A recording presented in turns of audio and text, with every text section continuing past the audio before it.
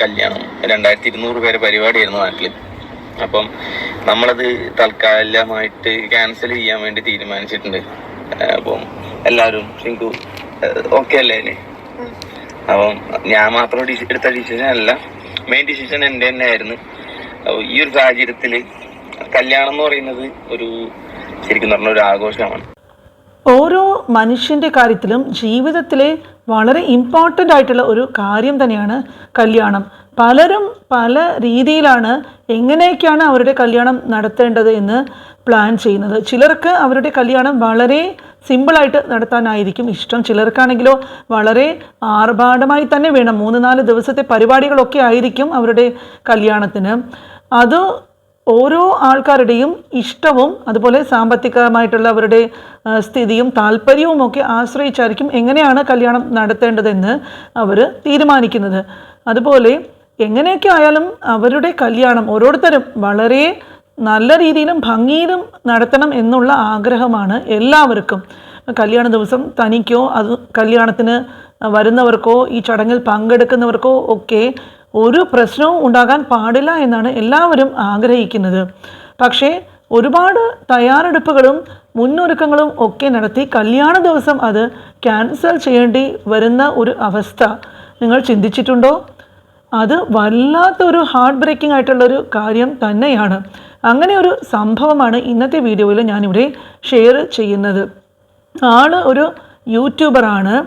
അതുപോലെ ആ യൂട്യൂബറുടെ ചാനലിൻ്റെ പേരാണ് യസീൻ വ്ലോഗ് ഫാമിലി.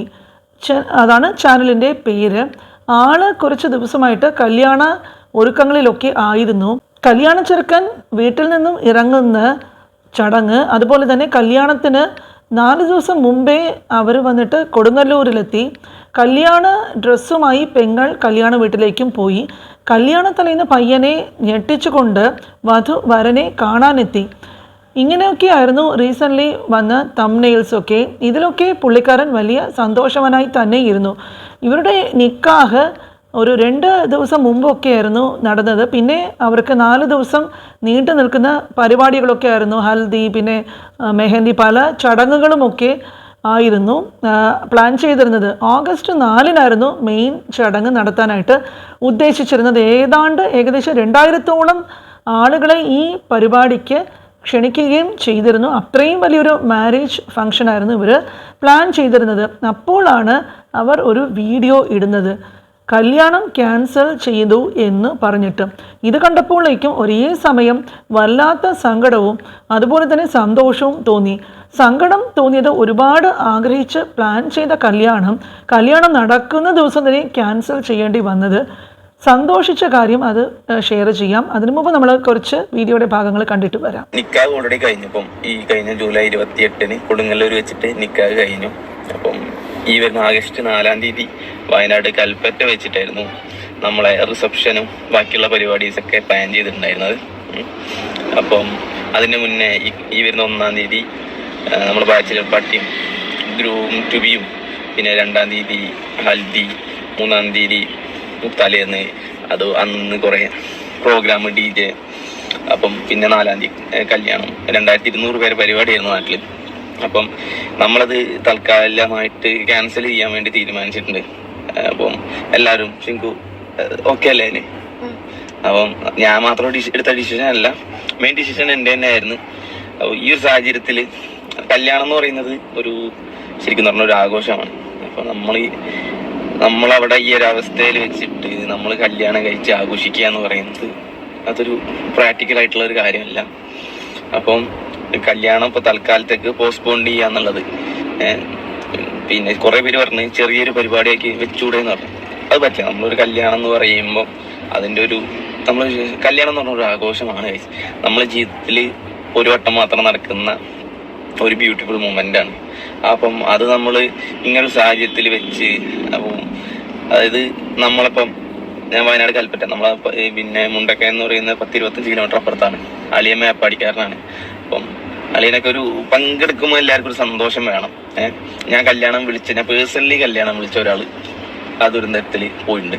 അപ്പം പിന്നെ നമ്മുടെ കുടുംബത്തിൽ ആരും ഇല്ല. അപ്പം കല്യാണം വേണമെങ്കിൽ നമുക്ക് വെക്കാം, പരിപാടി നടത്താം, അത് കുഴപ്പമില്ല. പക്ഷെ നമ്മൾ കല്യാണം വിളിച്ച ആൾക്കാർ, അവരെ ഫാമിലീസ് ഉള്ള ആൾക്കാരൊക്കെ ഈ ദുരന്തത്തിൽ മരിച്ചിട്ടൊക്കെ ഉണ്ട്. അപ്പോൾ നമ്മൾ ഈ സമയത്ത് ഈ കല്യാണം വെച്ച് ആഘോഷിക്കുക എന്ന് പറയുന്നത് ഒട്ടും എന്താ പറയാ,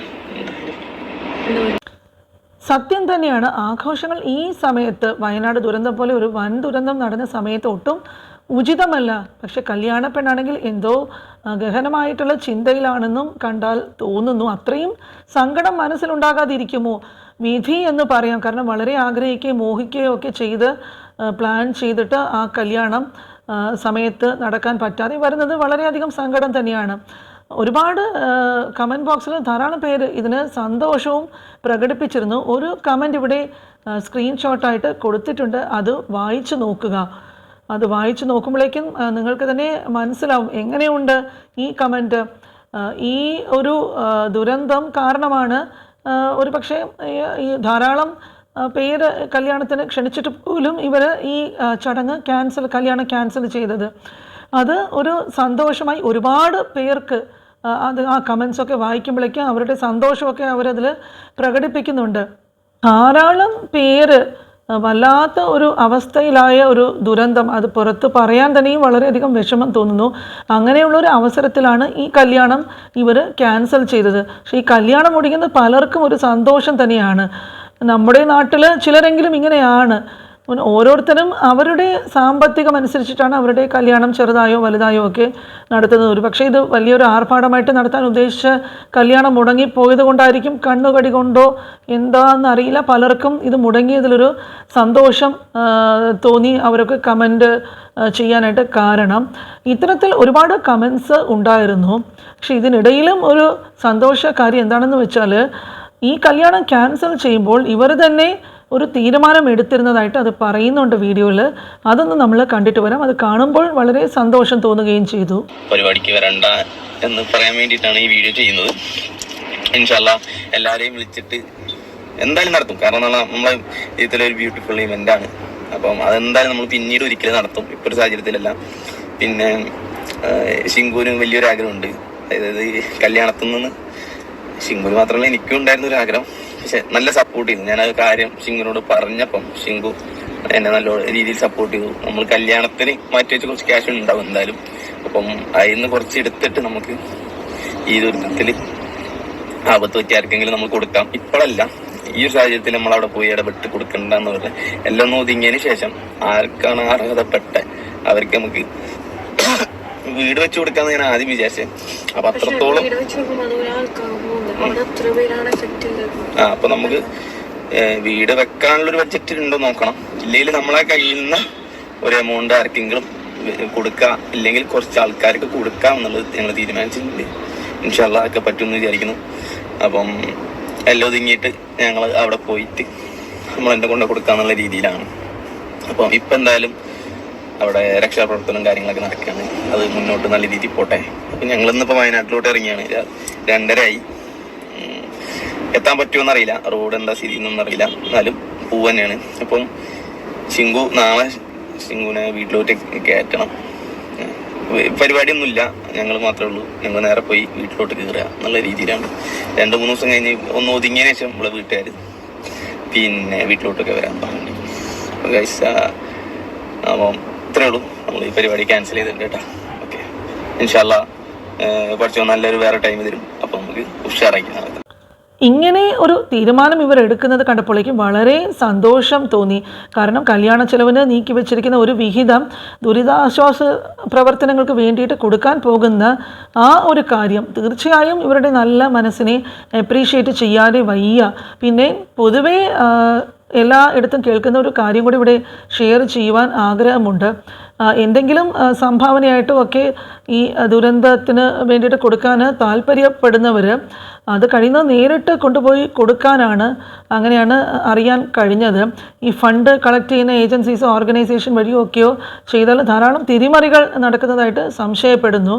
അത് ഒഴിവാക്കാൻ വേണ്ടിയിട്ടാണ്. പിന്നെ അവശ്യ വസ്തുക്കൾക്കും മറ്റും ധാരാളം ആവശ്യക്കാർ ഉള്ളത് കൊണ്ട് പിന്നെ ട്രസ്റ്റ് വർത്തി ആയിട്ടുള്ള ഓർഗനൈസേഷൻസോ അങ്ങനത്തെ സംഘടനയോ ഒക്കെ ആണെങ്കിൽ മാത്രം കൊടുക്കുക.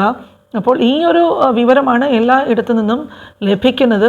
എന്തായാലും ഈ വൻ ദുരന്തത്തിനോട് അനുബന്ധിച്ച് ധാരാളം ഇതുപോലെയുള്ള വാർത്തകൾ സോഷ്യൽ മീഡിയ വഴി അറിയാൻ സാധിക്കുന്നുണ്ട്. അപ്പോൾ എല്ലാവരും രക്ഷാപ്രവർത്തനങ്ങൾ ത്വരിതഗതിയിൽ നടന്നുകൊണ്ടിരിക്കുകയാണ്. അപ്പോൾ അത് എന്തായാലും നല്ല രീതിയിൽ തന്നെ തുടർന്ന് നടക്കട്ടെ. ഒരുപാട് പേരെങ്കിലും ഇനിയും രക്ഷിക്കാനായിട്ട് സാധിക്കട്ടെ എന്ന് പ്രാർത്ഥിച്ചുകൊണ്ട് ഈ വീഡിയോ ഇവിടെ പൂർണ്ണമാകുന്നു.